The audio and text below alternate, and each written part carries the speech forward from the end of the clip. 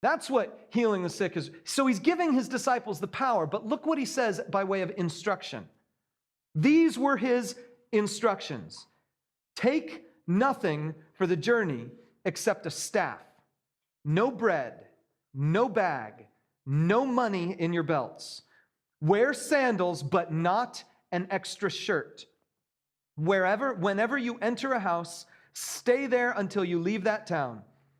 And if any place will not welcome you or listen to you, leave that place and shake the dust off your feet as a testimony against them. And then they actually do it. They go out and they preach that people should repent. They drove out many demons and anointed many sick people with oil and healed them. But what's crazy is that Jesus' instructions to them are like, don't take anything with you. Don't bring food. Don't bring money. Just you. Just go. I've been confused about that for a long time. But here's the thing. His obvious instructions that are easier for us to understand are that if you enter the town and they receive you, stay there. If you enter the town and they don't receive you, get out. Shake the dust off your feet and move on. So now in that context, what does it mean when he says bring no food? Well, I tell you what it means.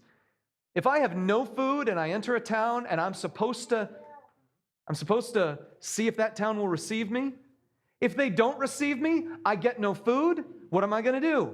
I got to move on to the next town, because if I've got no food and I've got no money to buy food and I've got no extra clothes with me, I have to get somewhere where they will receive me.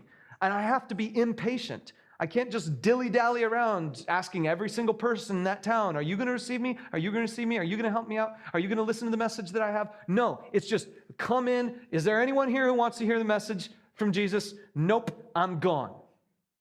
Move on. In other words, this is it. Jesus' entire instructions to the guys, those guys are to prepare them for rejection. That's your next hint. To prepare them for rejection. Why? These guys have the power to heal the sick, to cast out demons. Why would they be rejected? But Jesus knows they're going to face more rejection than reception.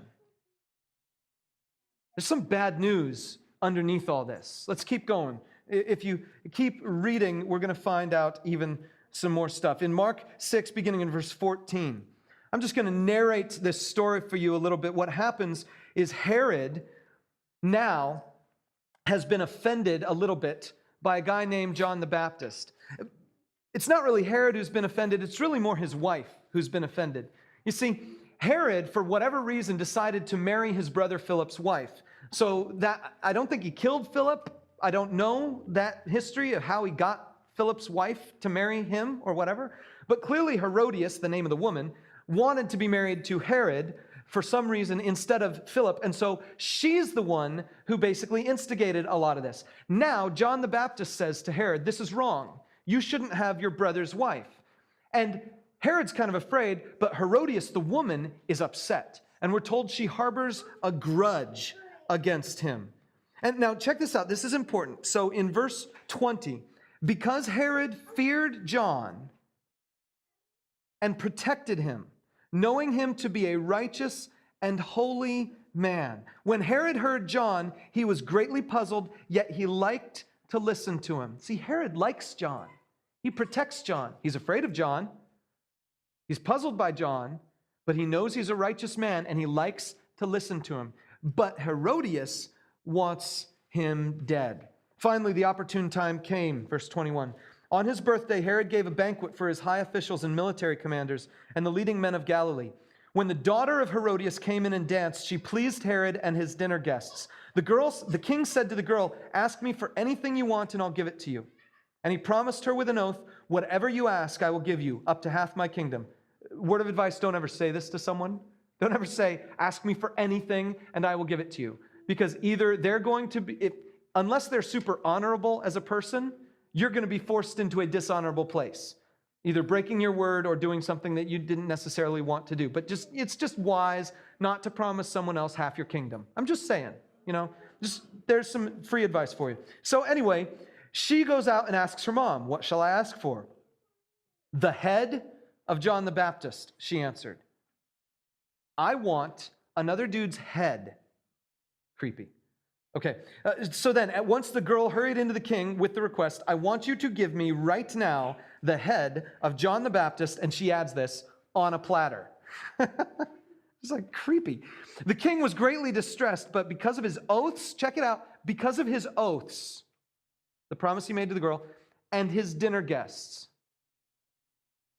There are people watching. It's not just about him and this girl. It's not just about some silly promise he made. It's about all these people who are watching him. Because of that, his oaths and his dinner guests, he did not want to refuse her, so he immediately sent an executioner with orders to bring John's head. The man went, beheaded John in the prison, and brought back his head on a platter. Check it out. Herod respects this guy. He respects him. He's afraid of him. He thinks he's a righteous man. He likes him.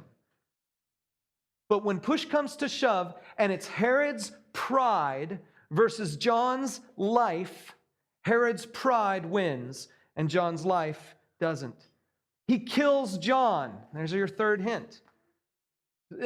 Just one story right after another, where here's Jesus, here's a great thing that's happening. John's doing great things. Jesus is doing great things. The disciples are doing great things. And there's one person after another who's just rejecting, missing something. We're getting closer to when Jesus actually speaks up and tells us what the bad news is. So let's pick it up in Mark chapter 6, beginning in verse 30. We get to a new story. And this is a story you've probably heard before. This is a story Jesus is teaching the people, and there's a whole huge crowd that's gathered. It's called the feeding of the 5,000. Maybe you've heard of this. A whole huge crowd is gathered. There are 5,000 men plus all their wives and children, okay? And Jesus is teaching them. He's been teaching them all day.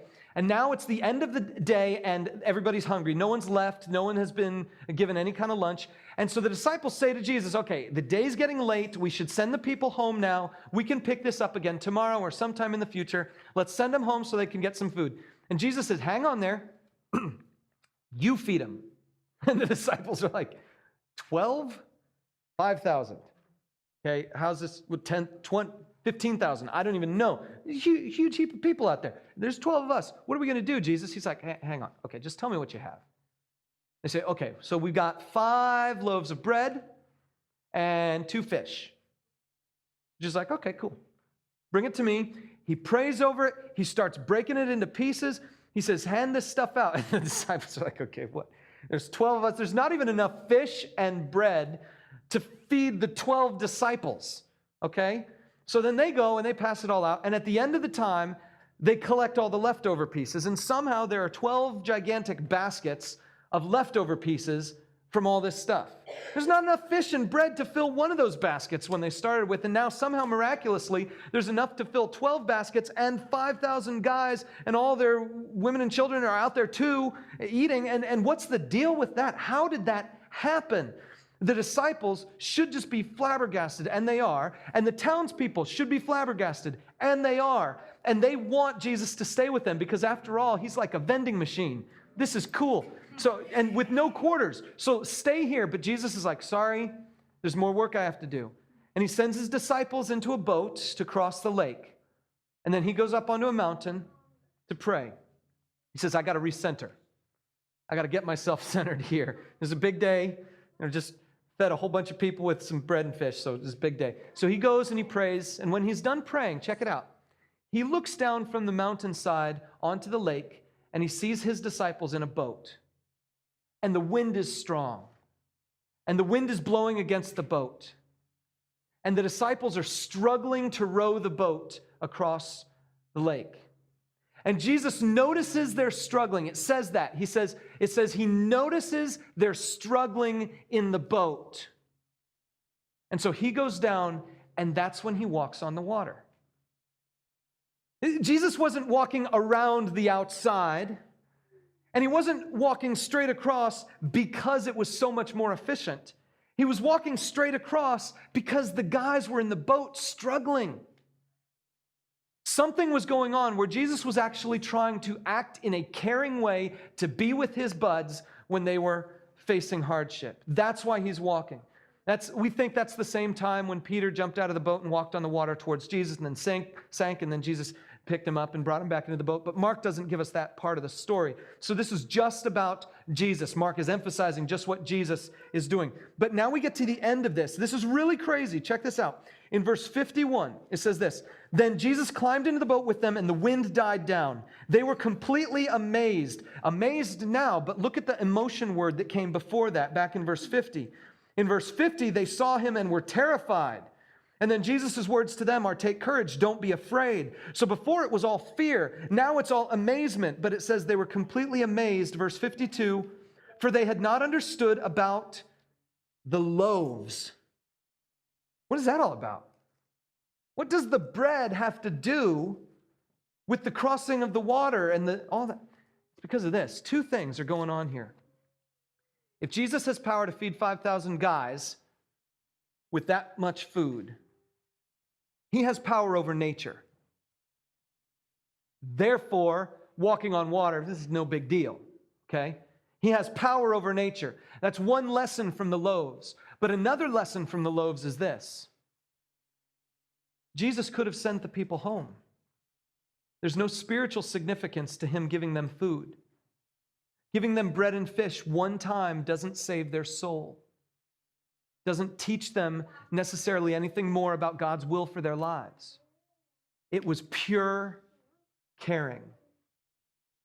You see, Jesus has power over nature, but he's caring for these people. He's caring for them. He's using his power to feed them just because he can, just because they need it. He's showing them love. So why are the disciples afraid? Why are they upset? Why are they worried? Jesus says, "Don't be afraid. Take courage. It's I. I'm the guy who feeds people. I'm the guy who loves people. I'm the guy who uses power over nature to care for people." They didn't understand the loaves because they didn't understand how much Jesus loved them, how much Jesus could use his power to love people. Why in the world would they miss that? Well, here it is. It says this. Verse 52, "Their hearts were hardened." Okay, hang with me here. There are two last hints. There's one last hint that we have to look at, and then Jesus tells us the actual bad news. And in Mark 7, beginning in verse 1, we get an encounter when the Pharisees come up to Jesus, and they basically say to Jesus, "Why don't your disciples wash their hands? It's important to wash your hands." Not because of cleanliness. They didn't know anything about bacteria back then. They didn't know anything about viruses back then. All they knew was there was an Old Testament command about ceremonial hand washings.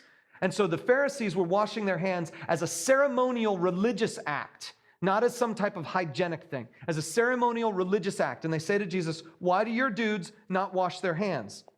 And Jesus says this, verse 6, "Isaiah was right when he prophesied about you hypocrites. As it is written,